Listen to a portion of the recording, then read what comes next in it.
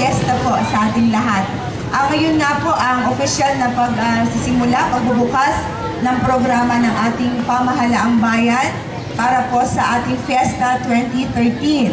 Ang inyo pong pamahalaang bayan ay naglaan po ng mga activity para sa nalalabing 3 araw patungo po sa ating Fiesta proper sa August 2.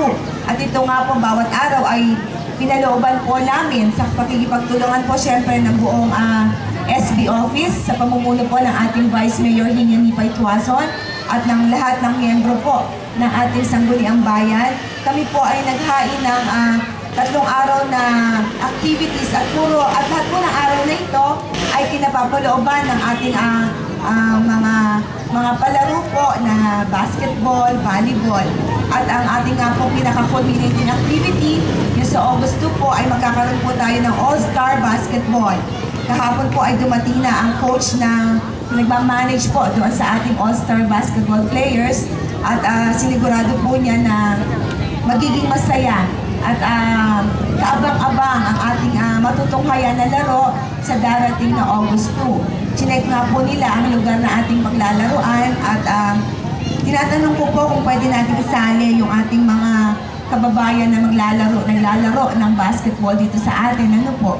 Tinanong po niya ako agad kung ano daw po ang mga height ng ating mga players.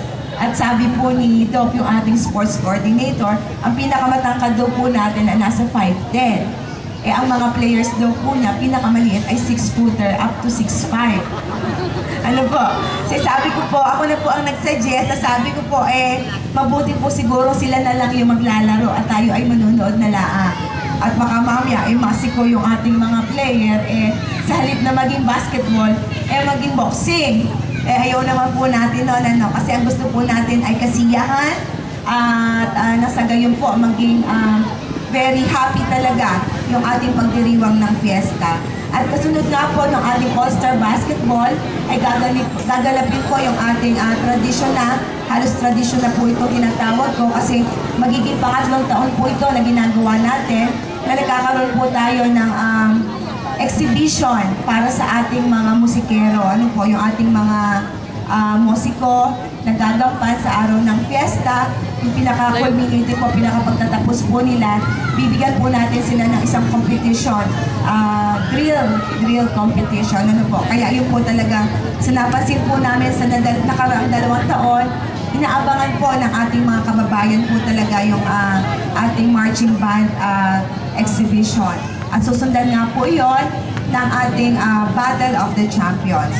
Pero syempre po, bukas naman ay magkakaroon din tayo ng volleyball exhibition na paglalaroan po ito ng mga kababaihan galing sa Victoria at saka po sa Antipolo.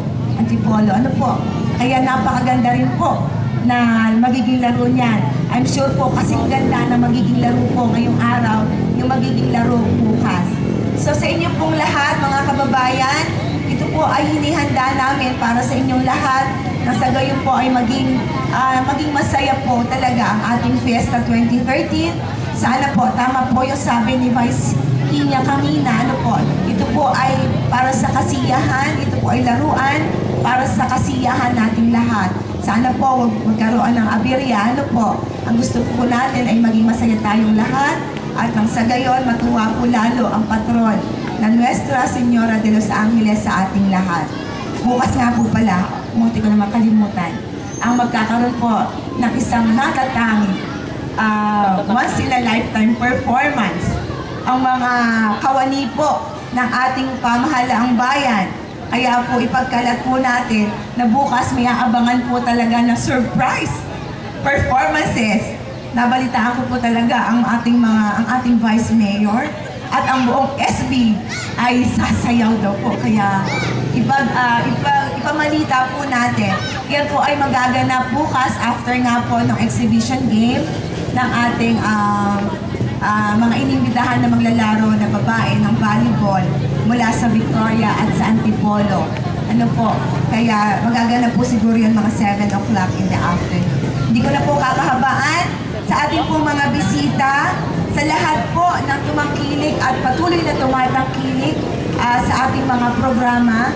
Sana po patuloy tayong magkatulong-tulungan, maging masaya, at syempre, ang aking pong pasasalamat sa buong SB office, lalo tigit kay Konsehal Ansel, na talaga siya pong abalang-abala. Buti na lang po, nandiyan ang ating vice, lagi pong pinapatnubayan ng ating mga konsehal ng bayan. Maraming pong salamat sa ating lahat. God bless us all. Advance Happy Fiesta po sa ating lahat. Okay, thank you very much.